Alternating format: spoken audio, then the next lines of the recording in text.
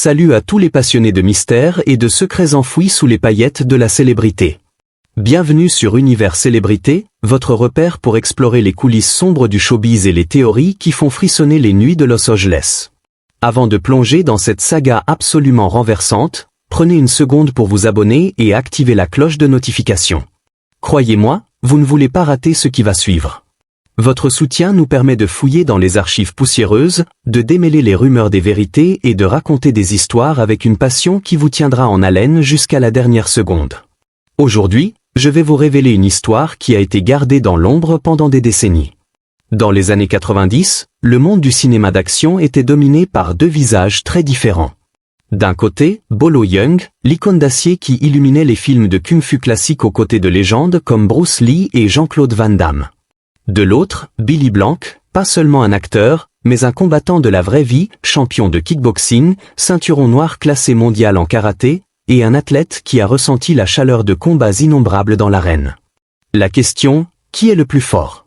Qui pourrait se dresser victorieux dans un vrai combat?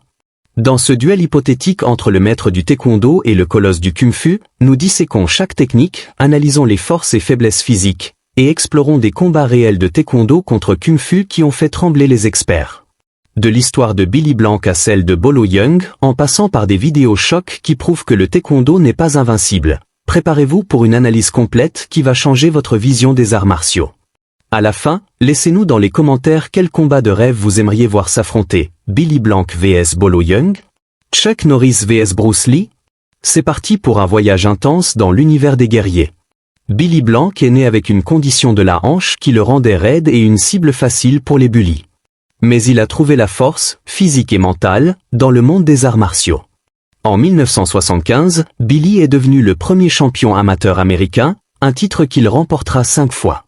Il a également obtenu une ceinture noire de 7e dan en taekwondo, ainsi que des ceintures noires dans 5 autres styles d'arts martiaux.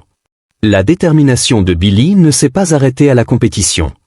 Il a créé et développé Tabo, un art martial hybride combinant taekwondo et boxe.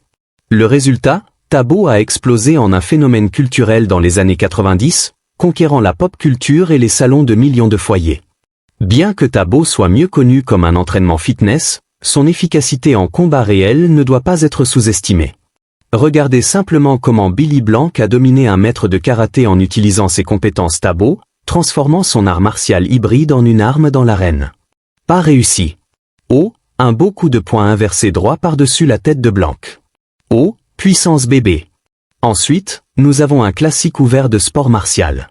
Billy Blanc n'est pas seulement un acteur, il est un combattant aguerri. Né le 1er septembre 1957 à Erie, Pennsylvanie, il grandit avec une malformation de la hanche qui le rend vulnérable aux moqueries. À 6 ans, il commence le karaté, puis passe au taekwondo, devenant champion amateur américain en 1975. À 1,83 m et 85 kg, Billy excelle en kick circulaire et poing rapide. Son Tabo, lancé en 1998, fusionne taekwondo et boxe pour un fitness explosif, vendu à des millions. Dans The Last Boy Scout, 1991, il affronte Bruce Willis, prouvant sa valeur. Face à Bolo, Billy miserait sur sa portée et son endurance pour user l'adversaire. De l'autre côté, Bolo Yeung, connu comme une centrale électrique ambulante. Ancien champion de bodybuilding, Bolo a fait le saut au cinéma et a immédiatement attiré l'attention avec ses rôles de vilain brutal. Son nom a explosé après avoir joué dans Enter the Dragon aux côtés de Bruce Lee en 1973. Le style de combat de Bolo reposait sur une puissance brute imparable, des poings dévastateurs, des coups de pied écrasantes, et une aura qui intimidait quiconque dans l'arène. Sa force musculaire pure était son arme la plus mortelle, laissant souvent les adversaires gelés et impuissants. Physiquement, Bolo domine en puissance brute et en présence intimidante. Mais Billy Blanc a l'avantage en portée, vitesse et endurance. Bolo Yeung mesure 1,65 m, pesant 95 kg de muscles purs. Poitrine large comme un placard, bras comme de l'acier. Sa force brute est létale. Mais avec un cadre de cette taille, sa vitesse est limitée et son endurance s'épuise vite. Pendant ce temps, Billy Blanc mesure 1,83 m, pesant 85 kg de muscles athlétiques maigres. Plus léger que Bolo, mais beaucoup plus rapide. Ses coups de pied frappent comme des fouets, et ses poumons conditionnés le maintiennent en course round après round. Bolo Young, né Yang Eze le 10 juillet 1946 à Guangzhou, Chine, grandit pendant la guerre sino-japonaise. À 15 ans, il commence le bodybuilding, devenant triple champion de Hong Kong.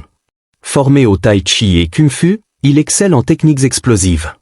Dans Enter the Dragon, 1973, il affronte Bruce Lee, forgeant une amitié. Bruce m'a appris la vitesse, j'ai appris la force. Confie-t-il à Kung Fu Montli, 1985. Dans Bloodsport, 1988, il est Chong Li, vilain iconique. Son style ou puissance brute alliée à fluidité Tai Chi le rend unique. Je suis une montagne qui bouge, dit-il dans Iron Man, 1990. Face à Billy, Bolo miserait sur sa masse pour absorber et écraser. Dans un duel hypothétique, Billy Blanc, 85 kg, taekwondo, affronte Bolo Young, 95 kg, Kung Fu explosif. Billy a l'avantage en portée, 1,83 m vs 1,65 m, et vitesse, Bolo en puissance brute. Le taekwondo de Billy privilégie les kicks et la mobilité, utilise ta vitesse pour dominer, prône-t-il. Bolo, avec son mur de fer, impose la force, coups de paume comme des pistons, rotation des hanches dévastatrice. Phase 1, l'approche, Billy, mobile, teste Bolo avec des feintes de kick. Bolo, ancré, attend une ouverture, son tai chi explosif prêt à surgir. Billy gagne en vitesse, Bolo en stabilité. Phase 2, l'engagement, Bolo lance un coup de paume. Billy esquive avec un kick circulaire, utilisant l'élan pour un contre. Bolo absorbe, riposte avec un mur de fer qui frôle Billy. Phase 3, l'intensification, Billy enchaîne des combos rapides usant Bolo. Ce dernier, frustré, déploie sa force, une rotation des hanches envoie Billy au sol. Mais Billy se relève, contre avec un spinning kick. Verdict, Billy par décision, grâce à son endurance. Bolo domine en impact, mais le taekwondo excelle en adaptation. Le taekwondo est souvent critiqué pour son inefficacité face au Kung Fu. Prenons des exemples concrets. Taekwondo vs Kung Fu maître. Un pratiquant de taekwondo affronte un maître de Kung Fu. En 10 secondes, un JAB le met KO. Le taekwondo, spectaculaire, échoue en pratique.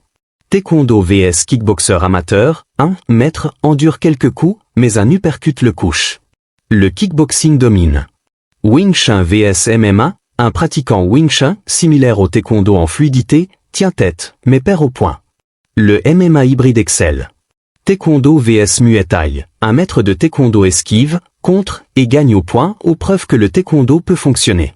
Ces combats montrent, le taekwondo brille en kick, mais peine contre la puissance sans adaptation. Billy, avec son tabo hybride, surmonte ses limites. Le taekwondo, créé en 1944 par Choi Yong-hee, est une discipline coréenne, Kiko, vitesse, équilibre. Billy Blanc l'intègre dans The Last Boy Scout, 1991. Bolo, avec son Kung Fu explosif, le rang cinématographique dans Enter the Dragon, 1973.